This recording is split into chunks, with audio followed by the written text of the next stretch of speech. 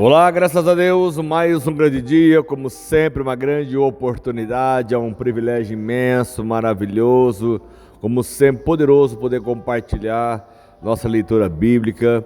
Diariamente, Deus nos dá palavras e revelações através de cada leitura e poder entender melhor o agir de Deus, o seu trabalhar, como Ele nos ordena, nos dá toda a capacitação para ir além e vivemos o sobrenatural do próprio Deus, porque a sua palavra ela é verdadeira, ela vem para se cumprir e ela vai se cumprir totalmente sobre as nossas vidas. E aqui, 1 Samuel 14, dando continuidade sobre a questão das guerras, onde o próprio Saul ele deixou de obedecer ao Senhor. Ali o Samuel já veio já com uma denúncia sobre ele, uma situação que ele não esperou, aguardou os tempos aprazados, ele se violentou a fazer aquilo que o Senhor reprova. Enfim, olha só as circunstâncias disso tudo, como Deus ainda é bondoso, Deus é maravilhoso com o seu povo. E certo dia, Jonatas, filho de Saul, disse ao seu jovem escudeiro: vamos ao destacamento filisteu do outro lado. Ele, porém, não contou isso a seu pai. Saul estava sentado debaixo de uma romanceira na fronteira de Gibeá, em Migron, e com ele estavam uns 600 soldados, entre os quais Aias, que levava o colete sacerdotal. Ele era filho de Aitube, irmão de Cabode, filho de Finéias, neto de Eli, o sacerdote do Senhor em Siló. Ninguém sabia que Jonatas havia saído.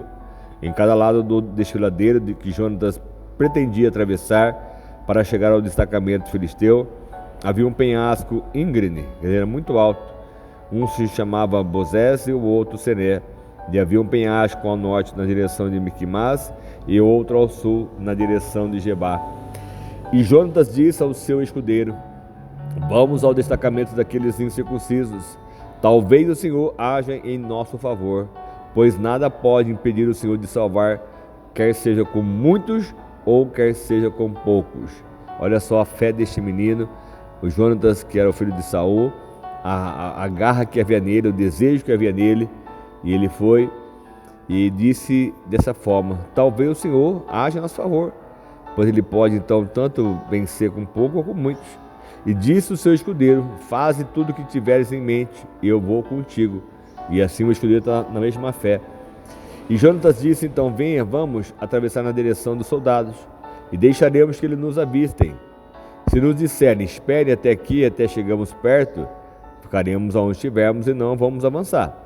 Mas se disserem: subam até aqui, subiremos, pois esse será o sinal para nós que o Senhor os entregou em nossas mãos.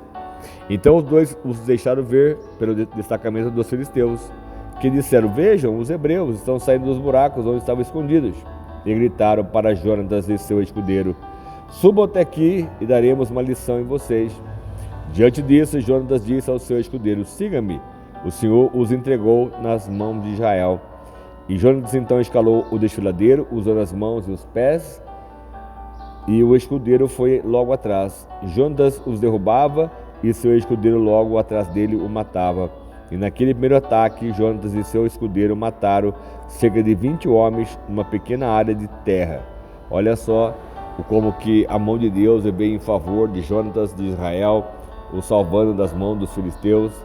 Então caiu o terror sobre todo o exército, tanto sobre os que estavam no acampamento e no que estavam no campo, como os que estavam nos destacamentos.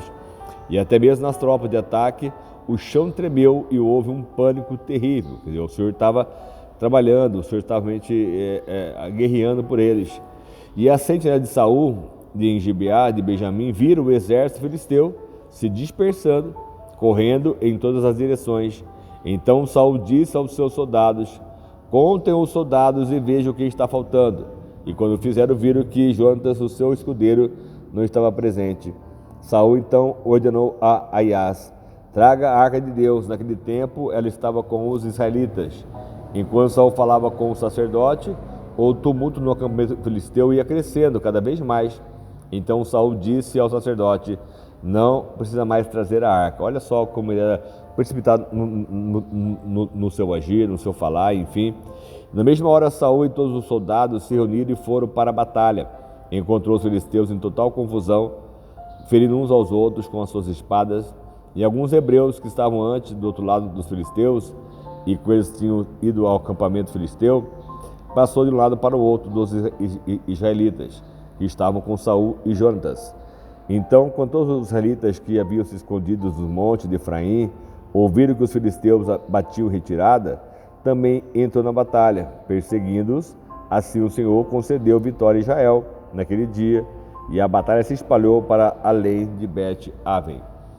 E aí então os homens de Israel estavam exaustos naquele dia, pois Saul lhes havia imposto um juramento, dizendo: maldito seja todo que comer antes do anoitecer, antes que eu tenha me vingado dos meus inimigos. Por isso ninguém tinha comido nada. Então ele fez um voto aí, e praticamente um voto impensado, como diz o título aqui, um voto de tolo praticamente. Ninguém iria se alimentar, para que ainda até então os inimigos não tivessem sido vencidos. E o exército inteiro entrou num bosque, onde havia mel no chão. Eles viram mel escorrendo, mas contudo ninguém comeu, pois temiam o juramento. E o Jonatas, porém, não sabia do juramento que seu pai havia imposto ao exército, de modo que estendeu a ponta da vara que tinha na mão e a molhou no favo de mel. E quando comeu, os seus olhos brilharam. Então um dos soldados lhe disse: seu pai impôs ao exército um juramento severo, dizendo: maldito seja todo aquele que comer hoje, por isso os homens estão exaustos. E Jonatas disse então: meu pai trouxe desgraça para nós. Veja como meus olhos brilham desde que provei um pouco deste mel. Como teria sido bem melhor se os homens tivessem comido hoje um pouco do que tomaram dos seus inimigos. A matança dos filisteus não teria sido ainda maior. Olha só, que se tivesse se alimentado, com certeza iria ser muito maior a vitória deles, enfim.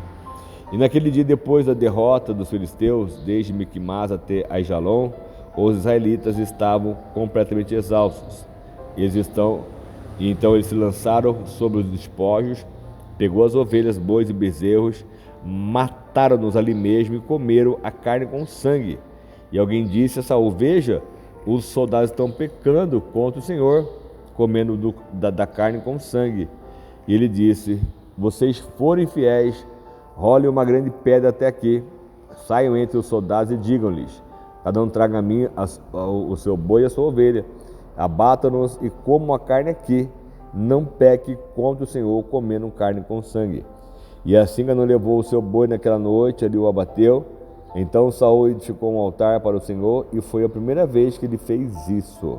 Olha como a Bíblia ela se revela. E Saul disse ainda: desçamos atrás dos filisteus à noite, vamos saqueá-los até o amanhecer, e não deixamos vivo nenhum só deles. E eles responderam: faze o que achar melhor. O sacerdote, porém, disse: consultemos aqui a Deus. Então Saul perguntou a Deus: Deus perseguiu os filisteus? Tu os entregarás nas mãos de Israel?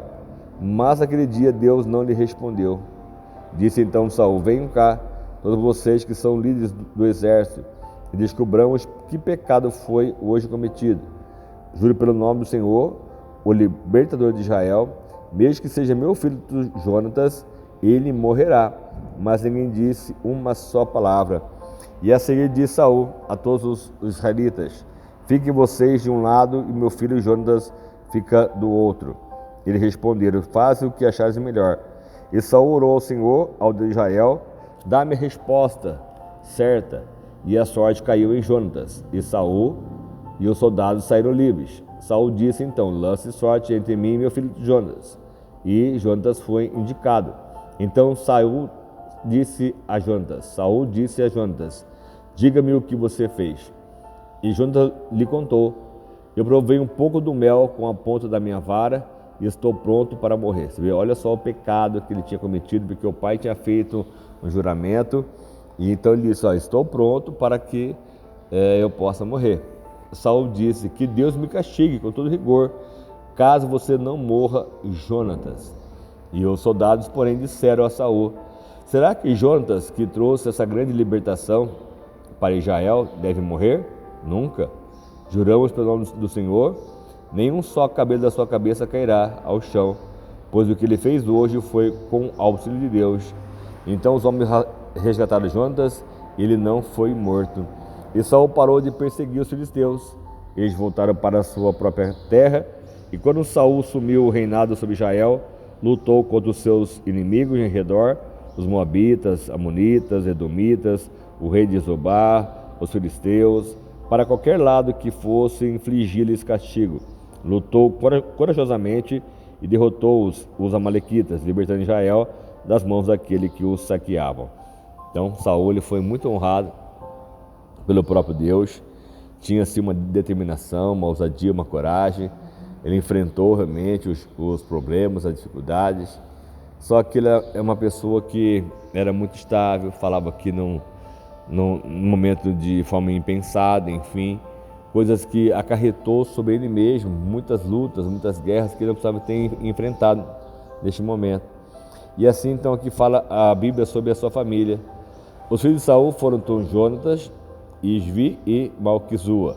O nome da sua filha mais velha era Merabe e a da mais nova era Mical. E a sua mulher chamava-se Aionã e era filha de Aimás. O nome do comandante do exército de Saul era Abner, filho de Ner, tio de Saul, e Quis, pai de Saul, e Ner, pai de Abner, eram filhos de Abiel. E houve guerra acirrada contra os filisteus durante todo o reinado de Saul. Por isso, sempre que Saul conhecia um homem forte, corajoso, alistava-o no seu exército. Então, isso é o que Deus fez, está fazendo, vai fazer sobre aqueles que estão com ele. Saul estava com Deus neste momento, Deus estava cuidando dele, ainda que já pecou lá atrás, a qual ele fez, ele se violentou a fazer um sacrifício ao qual não era para ele ter feito, mas sim aguardado o profeta chegar, o Samuel chegar no momento, na hora certa. Ele consultava, Deus não consultava, pega a arca, não pega a arca, enfim. Então precisamos saber realmente, literalmente, o que queremos, né? Como o próprio Jonas disse, se Deus é conosco, quer ser com pouco, com muito, e vai nos dar vitória. Então isso é fé, isso é determinação. E ele foi, pediu um sinal, Deus deu o sinal a ele, tanto que ele não foi morto pelo que o pai disse, que ele tomou um pouquinho de mel, então já era para ser morto por causa do juramento que foi feito, que achou que o pecado Deus não respondeu, era por causa do próprio Jonatas, enfim. E, na verdade é muita coisa oculta, escondida, que Deus não fala assim de forma literal para nós, a todo momento, a todo instante. Existe um momento, uma hora certa que Ele fala conosco para nos orientar pela Sua palavra, enfim, pelo Teu Santo Espírito, porque Deus ele tem esse poder sim de fazer o que Ele bem desejar, o que Ele bem quiser entre o Seu povo. E nós precisamos então estar nessa comunhão com Deus, como Saul estava nesse momento, ouvindo a voz de Deus, teve um encontro com o Espírito Santo, que ele começou a profetizar, foi cheio de Deus, enfim, e aonde nós não podemos jamais nos permitir sermos roubados por nenhum sentimento ou pensamento, como Saul, ele foi roubado e saqueado. Então nós precisamos entender isso, compreender e jamais praticar essas obras que Deus ele detesta, ou que possamos ser envergonhados por nós mesmos. Amém? Em nome de Jesus, vamos orar, vamos clamar ao nosso Deus. Senhor amado Pai, eu quero te agradecer por mais um dia, mais uma grande oportunidade. Essa palavra, meu Pai, eu creio que ela é profética sobre nós, e o Senhor tem o poder sim de nos surpreender ainda muito mais, de que nada, meu Pai, impeça o Teu agir, o Teu querer e o Teu trabalhar e se cumprir sobre nós. Então, que o Teu Espírito Santo, Ele fala muito profundo em cada alma, em cada coração, é o que Ele peço, e aquilo que eu já lhe agradeço, Pai, com a certeza da Sua operação sobre cada vida sempre, em nome do Teu Filho amado, o Senhor Jesus. Amém? Deus abençoe a todos, abençoe muito a sua vida, a sua casa, a sua família, abençoe todos que você realmente conhece, que você tem realmente contato, que você está aí compartilhando as mensagens, enfim. Então que Deus venha te surpreender de forma abundante sempre, em nome de Jesus. Amém? Deus abençoe e fica com Deus.